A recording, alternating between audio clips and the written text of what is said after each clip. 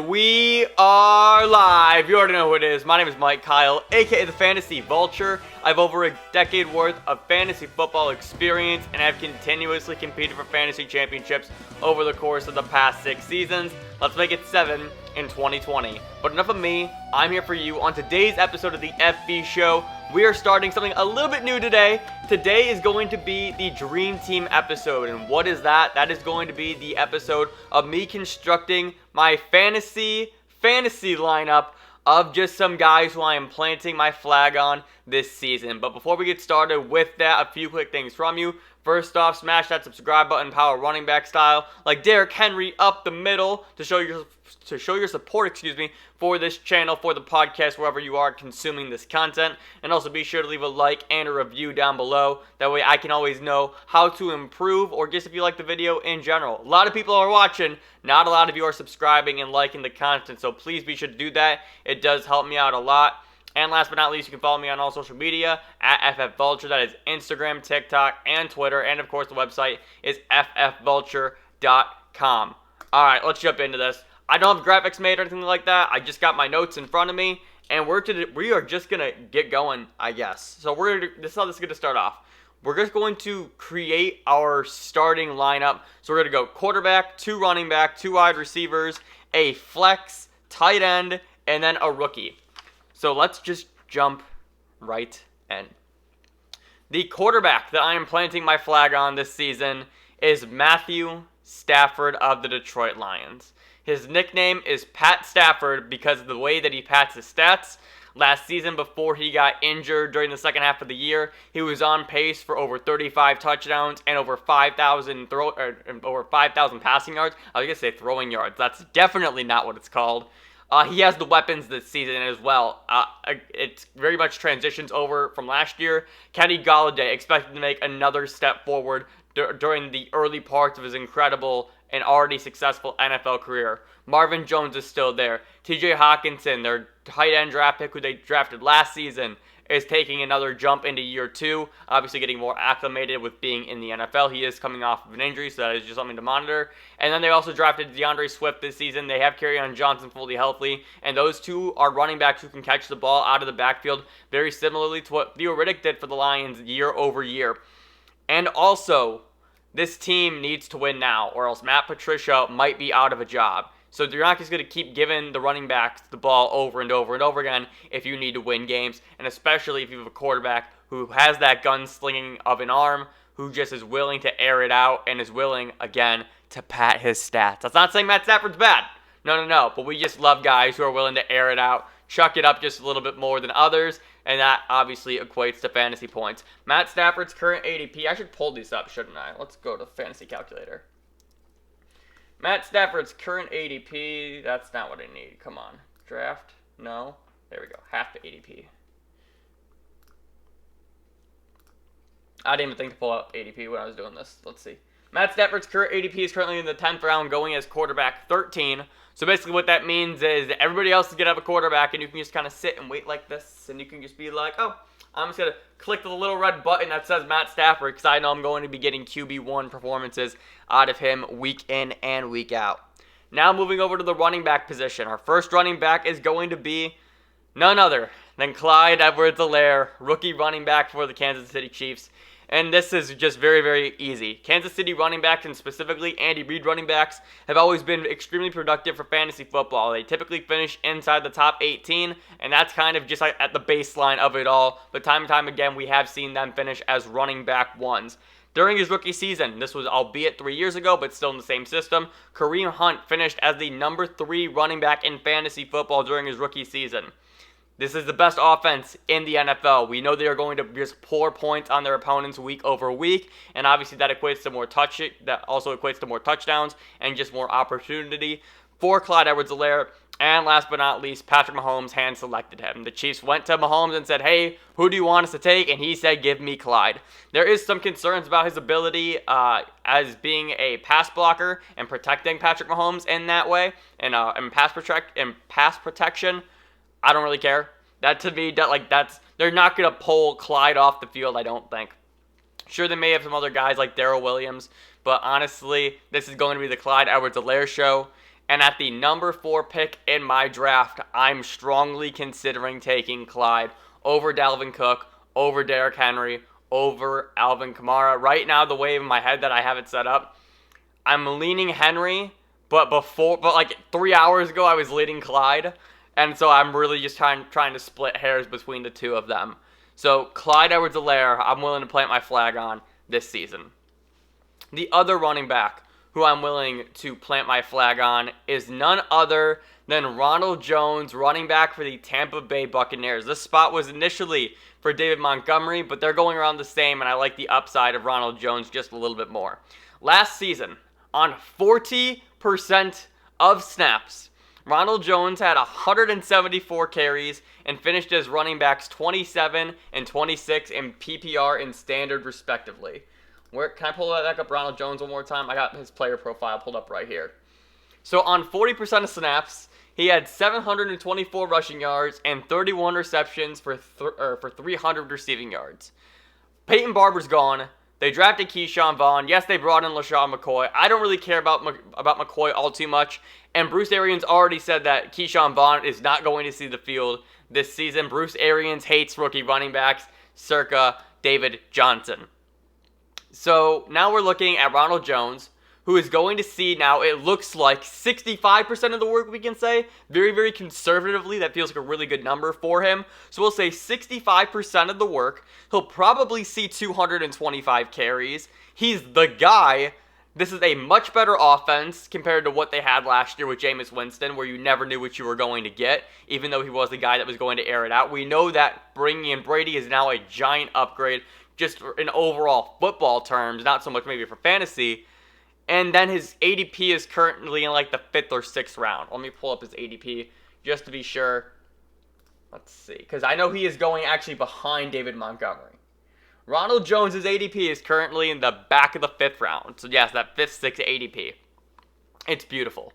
You are literally getting a starting running back on an offense that is expected to be one of the best in the NFL, who is expected to see the majority of the work as your 3rd or 4th running back, depending on how you draft. That is an absolute steal in fantasy football. Planting my flag on Ronald Jones. He's a much better pass catcher than people give him credit for, and some other analysts are finally coming around on that idea. I'm really excited for Ronald Jones this season. Now let's go over to the wide receiver position, and the first player who I want to talk about is DJ Chark. DJ Chark broke out last season. He was incredible for the Jacksonville Jaguars, and it's really funny because a lot of people, myself included, anticipated D.D. Westbrook to be the guy in Jacksonville, and that was not the case. But DJ Chark, especially with Gardner Minshew, their games and their play styles just really match. Gardner Minshew is a quarterback who is willing to air it out, and Chark profiles as an X receiver, but he's really capable of going downfield and making big plays. When you look at his game log right now, he starts off the season with 4 for 4, 146 receiving yards, and 1 touchdown against Kansas City. Follows that up the next week with 9 targets, 7 catches, 55 yards, and a touchdown against Tennessee. And then we're going to go week 3 again. Week 2 was against Houston. And then week 3 versus Tennessee, 5 targets, 4 catches, 76 yards, and another touchdown against the Titans. He just keeps going a little bit on and on again. There are some down games, and he did battle an ankle injury, but he boomed multiple times last season, and the breakout happened. It truly did. We get a full season of Gardner Minshew. Now, there is no quarterback debate. This is Gardner Minshew's team. This team is also going to be involved in a lot of negative game scripts to where... Wait, is my mic muted? No, we're good.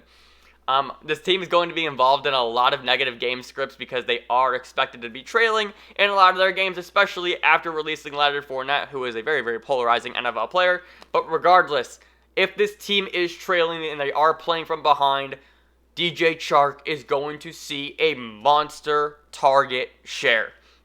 Even last season alone, battling injury, up and down quarterback play, DJ Chark had 118 targets, 73 catches, 1,000 yards, and 8 touchdowns. DJ Chark could easily put up 11 touchdowns for you this season, easily put up 1,200 yards, and easily could catch the ball 90 times this season. And if you're noticing the trend here, the ADP. DJ Chark's ADP is currently in the 5th round. Again, let me just verify that one more time. I'm pulling up these ADPs from my player profiles, and obviously things have changed since then, but I really don't think he's been a guy who's been moving up. So his ADP is currently listed in the back of the 4th, 5th round, but I actually know on ESPN he's currently in the 60s, and so depending on where you're, depending on your league size, that is either the 7th or 6th round, probably like that 5th, 6th turn in that area. So we'll say a 6th round ADP, which is just a bargain, an absolute steal for a guy who you can start as your wide receiver 2, or honestly maybe even your wide receiver 1 if you want to get crazy, and you're going to see production from him all year long. He's going to be Gardner Minshew's guy, who we also get that full season of. I don't know if I said that or not. My other wide receiver that I'm planting my flag on this season is Robert Woods, and this is one that is becoming more and more common, and it makes me sad, but I feel like still not enough people are fully on board the Robert Woods train just yet. Robert Woods, since he has gotten to the Rams, has consistently finished inside the top 18. He did have one season as, I think it was wide receiver 32, and that was during his first year, and that was really when things were starting to get rolling for him. I want to make sure of that. Where's my... Let's see. Where's my history at? Because I know I just looked this up, but I wanted to make sure that...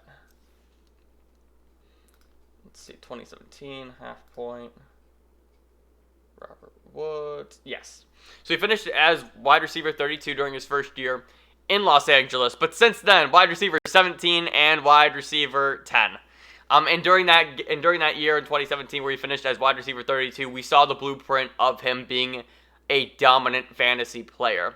There's no more Brandon Cooks, who, yes, didn't play a whole lot last year and really struggled when he was on the field, but still having that third option removed who was so pivotal in their game is now going to open up even more targets for Robert Woods. They are now going to shift likely to running more 12 personnel sets, which eliminates that other wide receiver. Yes, it does bring in another tight end, but honestly, that's just more volume for Robert Woods in my opinion. And then just last season, a year where a lot of people felt he was really down, he still had 139 targets, 90 receptions, 1,100 yards, and 2 touchdowns. And that's really the big story, is the touchdowns, because that number is going to come up, positive regression, and he put up pretty much identical numbers to Cooper Kupp, but just the only real difference, should I say, was that lack of touchdowns. So if Kupp is going to go off the board first, I will gladly take Robert Woods, who is the actual number 1 wide receiver in Los Angeles. And I'm so excited to have Robert Woods as my number 1 wide receiver in any of my drafts. Like, if you want to start off running back, and then you take Robert Woods as your number 1, it's great because you're getting a guy on a great offense, a consistent wide receiver, and a guy who's going to see just a monster target share, and that obviously equates to fantasy production. Going to the tight end position now, we're going to talk about Hayden Hurst. And Hayden Hurst has been my guy all off season long, and I'm really excited that draft season's finally here, because I want to see where he goes and if I'm able to get him at a good price, because his ADP has slowly been rising. So Hayden Hurst was traded from the Ravens to the Falcons this offseason after the Falcons lost Austin Hooper due to free agency. Hayden Hurst is a super talented player. He was a first-round pick for the Ravens. However, the Ravens also drafted Mark Andrews in the exact same draft class, and Mark Andrews just developed this connection with Lamar Jackson and just took off on a rocket ship, skyrocketing up draft boards and across his status as a tight end in the NFL. So they bring in Hayden Hurst, the Falcons do, after losing Austin Hooper. And Austin Hooper last season, he only played 13 games because he did have an injury, but during those 13 games, he had 97 targets.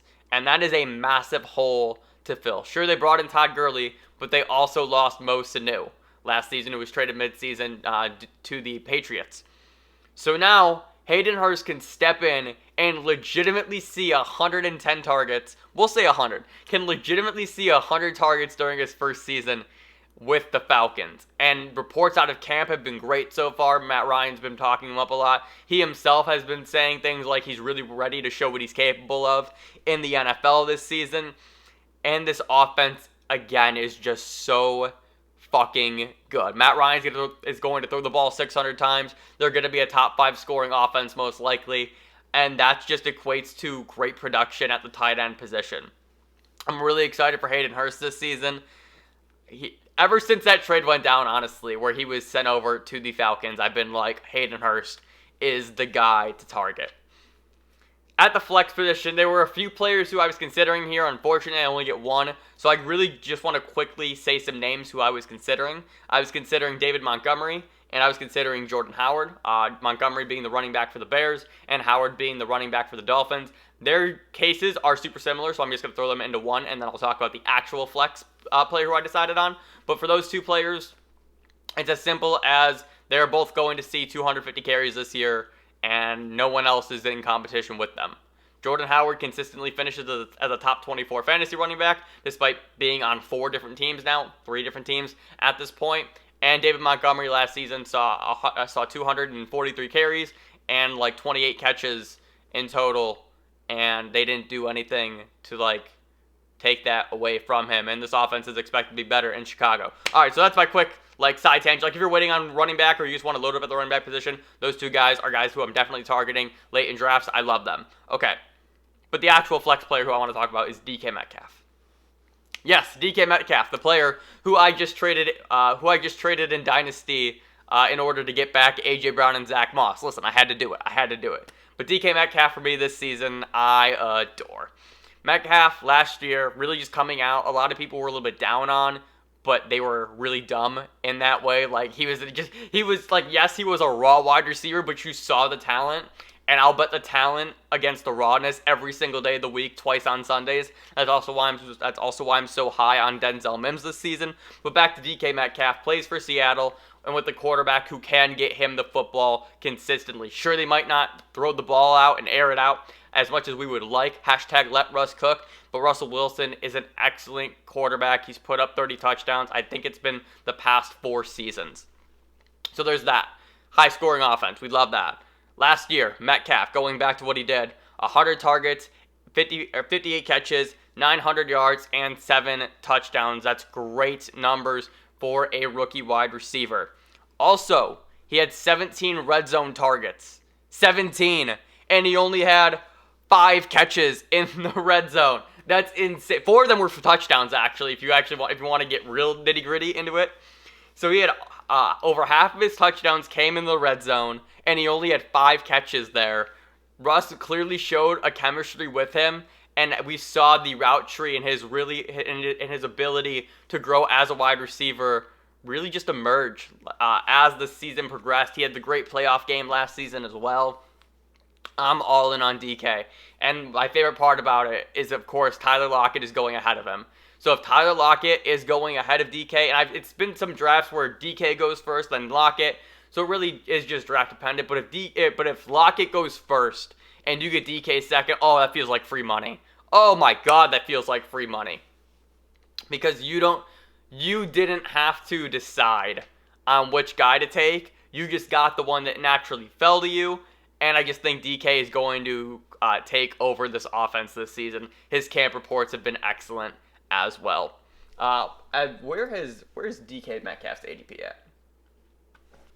So on Fantasy Calculator, DK's ADP is at 410. So back of the 4th, early 5th. I think ESPN's is probably around that 5th round. So generally around the same ballpark. And like I said, it really is just league dependent on which wide receiver goes first. But Metcalf this season, if you told me, because these two guys are kind of going around the similar range. So if you have that 4-5 turn where you can go running back in your first 3 rounds, and your next 2 wide receivers are Robert Woods and DK Metcalf, oh my God, I'm over the moon. I am over the moon. That's an excellent start for your fantasy team. And last but not least, the rookie. I've talked about him now multiple times. That is Henry Ruggs, wide receiver for the Las Vegas Raiders. Again, I'm gonna pull up the exact same stats that I had for the Raiders profile, and we're just gonna reiterate the point here. Henry Ruggs, wide receiver out of Alabama. His player comparison is Tyreek Hill. Only he's better than Tyreek Hill. Tyreek Hill, when people think Tyreek Hill, they think deep threat, they think speedster, and they are absolutely right to do so. Tyreek Hill, I think, runs that. What's Tyreek's 40? Is Tyreek 4.22, 4.25, along that range, right? Henry Ruggs runs a 4.27. So, like, there's that speed comp. Here's the difference. When you think Tyreek Hill, you think deep threat. You think just boom, get off the line and sprint down to the middle of the field for an open pass downfield. Henry Ruggs can do that, but he can do everything else as well. When I was watching Henry Ruggs tape, I saw a guy who can perform on all three levels of the field, whether it was short yardage situations, over the middle of the field, and of course that deep ball. And he has hands like you would not believe. Additionally, he fits what Derek Carr does because he is so versatile in that way. Derek Carr obviously just being known for a guy who likes to either check it down short or just carve up the middle of the field and be very hesitant to throw deep. Ruggs can fit that void perfectly and just fit that skill set, should I say, to a T. They're also playing him in the slot. Henry Ruggs, again, I don't know the exact number, but I want to say this was the number that I went through this offseason. He played in the slot 30% of the time in college, and he was fantastic in that. And my final point on Henry Ruggs, I guess I have two more points. One, Tyrell Williams of the Raiders, wide receiver, their number one option last season, got hurt again. Shoulder surgery, torn labrum, is out for the year. Henry Ruggs gets another additional bump in this Raiders offense. But the big story here is Henry Ruggs is an absolute touchdown machine. 25% of his college production 25% of his receptions in college went for touchdowns. That is a 1 in 4. Every 4 times he touched the ball, he scored a touchdown. And then, when you break down the way he scored the touchdowns, this really illustrates the point of he is a guy that can play on all three levels of the field. The amount of touchdowns that he scored off of screen passes or just horizontal throws, 21%. Slant routes inside of 10 yards, 29%. Middle of the field catches for touchdowns, for me, that was 11 to 20 yards, 29%.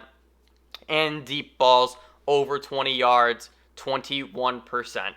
On all 4 levels of the field, I went to 4 levels for this.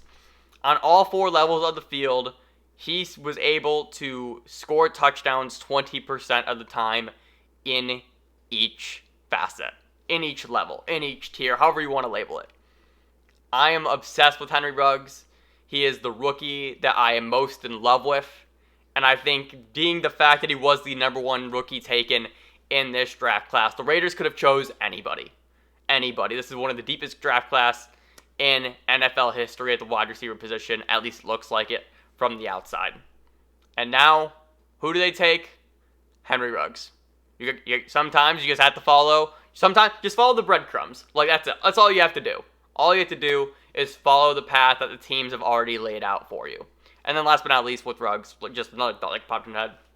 Apparently, a Raiders coach said that they're building a team of basketball players at the receiver position, and their point guard is Henry Ruggs. I don't know if you know anything about basketball, but a lot of the time, the offense runs through the point guard and what he can do, he or she can do. They're the ones that are the leaders. They're the ones that are the extensions. They're the ones that are the extensions of the coaching staff. And if they plan to feature Henry Ruggs, then damn it, Henry Ruggs is going to see a lot of targets and a lot of productivity and a lot of touchdowns because that is just what he does.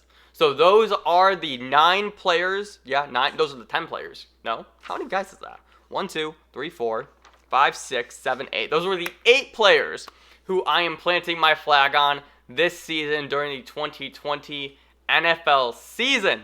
Oh my God, fantasy football is here. It makes me so happy. Thank you so much for watching. Please let me know your flag plant players down below. I'm really interested to see who a lot of you are eyeing, who you guys are targeting in your drafts, who are the players that you believe in. My draft is in. Let's check the watch here and let's look at this time. My draft is just in 4.5 hours, so I wanted to make this video before that. I wanted to get everything again on record because only time will tell how right or wrong I was, and I'm really excited to see how that all shakes out. If you like this video, be sure to leave a like and subscribe down below. Again, a lot of you guys are watching, not a whole lot of you are subscribing, and we're doing this pretty much every single day throughout the NFL season. I'm going to take this weekend off and just mental reset before we go all in for my favorite 17 weeks of the season. So once again, thank you so much for watching, and I will see you next time. Remember, people come and go, but fantasy championships are forever. I'm out. Later.